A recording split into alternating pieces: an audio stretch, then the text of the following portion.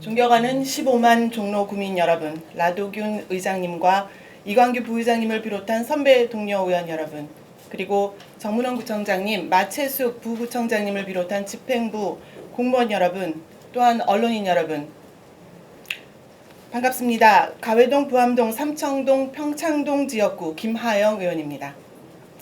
날씨는 여행하기 좋은 선선한 날씨가 되었습니다만 다시 뛰는 종로를 위해 현장에서 항상 고생하시고 계시는 모든 공직자 여러분들께 다시 한번 깊은 감사의 말씀을 드리면서 구정질문 바로 시작하겠습니다. 평창동 삼복도로 상단 원형 택지 지구단위 계획 편입에 관한 사항입니다. 평창동 원형 택지는 정부에서 공무원 연금기금 조성과 정부 종합청사 건립에 필요한 재정 확보를 위해 1974년 북한산 일대의 구기림 땅 일부를 주택을 지을 수 있도록 일단의 주택지로 조성하는 주민들에게 분향한 지역입니다. 그러나 2000년 7월 15일 서울시가 지목이 대지인 토지라 하더라도 인목본수도 51% 이상, 경사도 21도 이상인 토지의 경우에는 개발 행위를 제한하는 내용을 골자로 하는 도시계획 조례를 제정하면서 집을 지을 수 없는 상태가 되었습니다. 토지 소유주들이 지속적인 민원을 제기하여 서울시는 2006년 도시계획 조례를 개정해서 종전의 도시계획법 규정에 의하여 일단의 주택지 조성 사업이 완료된 지목이 대지인 토지로서 지구단위 계획구역으로 지정되어 지구단위 계획 수립지역은 적용하지 아니한다라고 규정함으로써 개발 행위가 가능하도록 규제를 완화하였습니다. 이에 우리 구에서도 2007년 2월부터 삼복도로 상단 84필지 그리고 하단 215필지 총 299필지에 대하여 지구단위 계획 용역에 착수하였고 2013년 9월 최종 결정 고시에는 삼복도로 상단이 제외되었습니다. 그로부터 9년 뒤인 올해 6월에는 하단부에 해당하는 평창동 지구단위 계획 재정비 용역이 마무리되어 결정고시만 남겨둔 상태입니다. 이번 재정비안에는 기개발지의 편의를 돕는 고민들 위주로 그것도 일부 지역에만 해당하는 내용들이며 2013년도에 제외된 미개발지 삼복도로 상단 원형 택지 개발을 고민한 흔적은 아예 없습니다. 배제되었습니다. 도시개발과의 논리는 상단을 포함시키면 하단 재정비안이 통과되지 않거나 지연된다는 것입니다만 그런 생각이시라면 행정을 하는 입장에서 적어도 상단을 어떻게 구제할 것인지에 대한 정책적 고민은 분명 있어야 한다고 생각합니다. 삼복도로 상단의 토지주들은 서울시나 종로구로부터 아무런 대안도 듣지 못한 채 오히려 재산세만 수십 년째 물고 있습니다. 하단과의 형평성 문제, 사유재산의 과도한 침해, 행정에 대한 신뢰를 저버리는 행위들로 인해 상처받은 것도 모자라 더 안타까운 사정은 상단부는 개발 행위에 제한이 있음에도 일부 필지는 또 개발 행위 허가 및 건축 허가를 내주어서 신축 중인 토지가 있다는 점과 해당 필지와 조건이 유사한 인접 필지에 대해서는 법원의 판결에도 불구하고 건축 허가를 불허하는 등의 불만과 혼란이 가중되고 있다는 점입니다. 본 의원이 해결 방안을 모색해보고자 지난 9월 14일 서울시를 찾아가 도시관리과장 및 관계 공무원들과 시의원, 토지주, 대표들이 참석한 가운데 간담회를 가졌습니다. 간담회 도중 한 토지주가 보관해온 1974년도 서울시 관보를 통해 뜻밖의 사실을 알게 되었습니다. 그 내용을 잠시 소개해드리면 당시 서울시의 1차 택지조성공사 결재 문서에 있는 원형택지 건축허가 시 택지정지가 미시공된 원형택지는 건축 시에 별도 도시계획법 제4조 행위허가를 득하여 택지정지를 하여야 건축 행위를 할 수 있다. 즉 현재까지도 집을 짓지 못하는 이유입니다. 이것에 대해 1974년 당시 보시는 한신부동산 주식회사가 서울시를 상대로 질의를 하였습니다.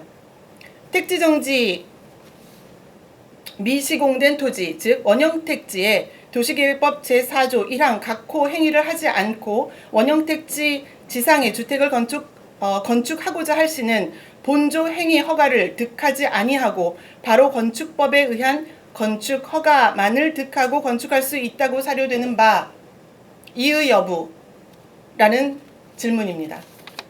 그 질문에 대해서 서울시가 답변을 했습니다.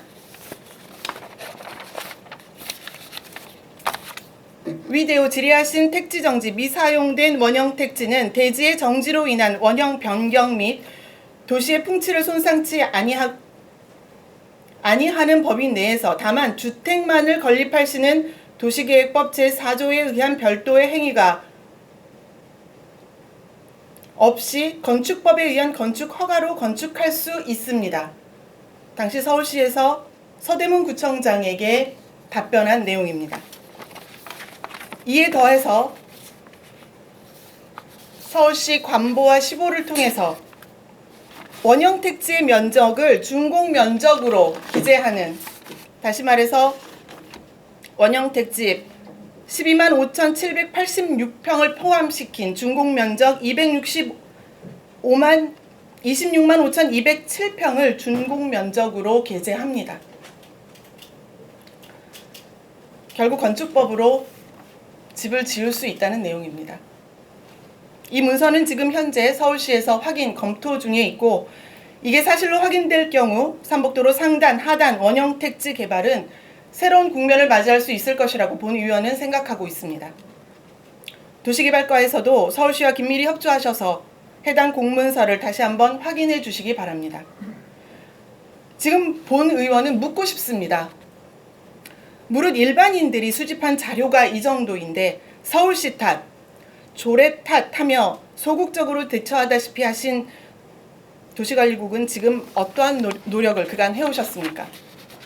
일전에도 본 의원이 삼복도로 상하단 일대 토지의 임목분수도, 경사도 등에 관한 현황 자료 제출을 요청하였으나 도시개발과에서는 보유한 자료가 없다면서 제출을 거부하였고, 재차 요청하자 보유한 자료가 없으니 토지 등본 보는 법을 가르쳐주면서 200여 건이 넘는 자료를 본 의원 보고 직접 찾아보라고 하셨습니다. 그런데 본 의원이 알아본 바 2010년에 서울시에서 안반 토지 급경사지로서 건축 가능 여부를 조사해서 86필지 현황을 우리 구로 내려줬고, 이후 이 부분에 대해서 서울시와 우리 구 간에 상호 이견이 있어서 시구 합동으로 원형 택지 286필지에 대해서 일제 현장 조사를 한 사실을 확인했습니다. 본 의원은 도시개발과가 삼복도로 상단에 대한 얘기만 나오면 회피하기에 급급하고 담당자가 바뀌면 또다시 제자리 걸음을 하고 있는 이런 상황이 참으로 답답하고 민원인들 보기에 민망할 따름입니다. 그야말로 행정의 연속성이 없고 주민의 신뢰가 깨지고 있습니다. 삼복도로 상단에 대한 해결 방안에 대해 전문가라고 할 수 있는 도시개발과, 건축과, 주거재생과가 몰려있는 도시관리국에서는 모호한 답변이나 서울시의 생각을 단순히 전달하는 답변은 이제 그만하시고 그야말로 집행부의 생각이나 대안을 구체적으로 답변하여 주실 것을 간곡히 부탁드립니다. 다음으로 홍제천 수변산책로 공원 조성공사에 관련한 질의입니다. 이것은 질의라기보다 부탁 말씀드리겠습니다. 지금 보시는 사진은 신영동 자아슈퍼에서 세검정 성당 인근 산책로 공사 현장입니다. 보시는 구조물 위로 데크가 올라가고 지면에서 1m 이상 위치한 곳을 주민들은 보행로로 활용하게 되는 그런 모습입니다. 상식적으로 산책로는 주변 환경과 어우러져 거부감 없는 편안한 풍경이어야 합니다. 그러나 자료 화면에서 보시는 것처럼 이 산책로는 이대로 완공 시 높은 위치로 인해 인근 주택에 대한 사생활 침해 우려와 어르신들이 오르내리실 때 매우 위험한 구조이며 도로 쪽에서 바라보면 위압감마저 듭니다. 특히 데크의 일부는 아래를 받쳐주는 구조물 없이 하천 위로 공중에 붕 떠 있는 상태라 매우 위태로워 보입니다. 이 시점에서 가장 큰 문제는 집행부가 주민설명회를 진행은 했습니다만 이렇게 연결시키는 설계를 조감도 또는 현장 설명을 통해 정확하게 인지시키지 않고 하천 상단이라는 표현만으로 의견을 구했다는 점입니다. 물론 설명 자료에 도면 하나가 지나가고 있습니다만 주민들이 그 도면을 통해서 지금 구조물의 모습을 상상할 수는 없었을 것입니다. 홍제천 산책로라고는 하나 기본적으로 해당 구역은 주거지역입니다. 주변 환경과 거주민의 입장을 고려하지 않은 채 진행 중인 해당 구간 산책로에 대한 공사 방법 재검토를 위해 내일 주민설명회가 현장에서 2시에 있습니다. 집행부는 이번에는 더욱 세심히 준비하셔서 주민의 안전, 주거 환경, 그리고 경관이 잘 고려된 산책로 조성에 만전을 기해 주시기 바랍니다. 주민의 의견이 제대로 반영된 공사가 될 수 있도록 잘 부탁드리겠습니다. 이상으로 구정질의를 마치겠습니다. 끝까지 경청해주신 라도균 의장님과 동료 의원 여러분, 정문홍 부청장님과 마채숙 부구청장님, 언론사 관계 여러분 감사합니다. 마치겠습니다.